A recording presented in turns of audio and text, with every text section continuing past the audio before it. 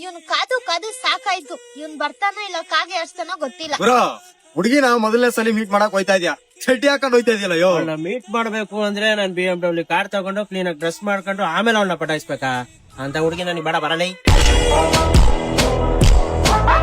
ಆ ಕಡೆ ಅಲ್ಲ ಈ ಕಡೆ ಬರ.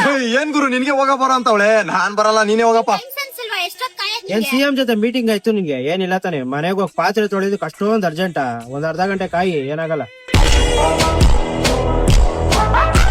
ನಿನ್ಗೇನ್ ಪ್ರೆಸಿಡೆಂಟ್ ಅವ್ರ ಕಟ್ ಸನ್ಮಾನ ಮಾಡ್ತಿದ್ರ ಲೇಟ್ ಆಗಿ ಬರಕ್ಕೆ? ಅದಕ್ಕಿಂತ ಇಂಪಾರ್ಟೆಂಟ್ ಕೆಲಸ ಆಯ್ತು, ನಿದ್ದೆ ಮಾಡ್ತಾ ಇದ್ದೆ.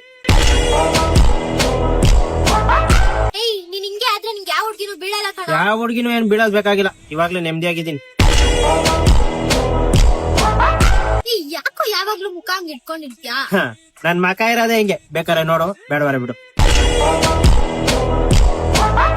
ಫಸ್ಟ್ ಮೀಟ್ ಅಲ್ಲೇ ಹಿಂಗೆ ನಿನ್ ಜೊತೆ ಹೆಂಗಪ್ಪ ಜೀವನ ಮಾಡ್ಲಿ ನಾನು? ನಾನು ಅವತ್ ನೀನ್ ಫೋನ್ ಮಾಡ್ದಾಗ್ಲೇ ಹೇಳ್ದೆ, ನಾ ದೊಡ್ಡ ಮೆಂಟ್ಲು, ನನ್ನ ಹಿಂದೆ ಬೀಳ್ಬೇಡ ಅಂತ. ಇನ್ನೇ ಬರ, ಹೆಂಗಾರ ಮಾಡ್ಕೊ. ಏಯ್ ನೀನ್ ನಾನ್ ಹೇಳ್ದಂಗ್ ಕೇಳ್ಕೊಂಡಿರೋ ತರ ಮಾಡ್ಕೊಳ್ದೆ ಇದ್ರೆ ನಾನ್ ಹೆಸರು ಅನುಷಾನೇ ಅಲ್ಲ. ಹುಡ್ಸಿ ತಮ್ಮ ಅಪ್ಪನ ಮಾತೇ ನಾನು ಕೇಳಲಿಲ್ಲ, ನಿನ್ ಮಾತು ಕೇಳ್ತೀರಾ? ನಡೆಯಲಿ.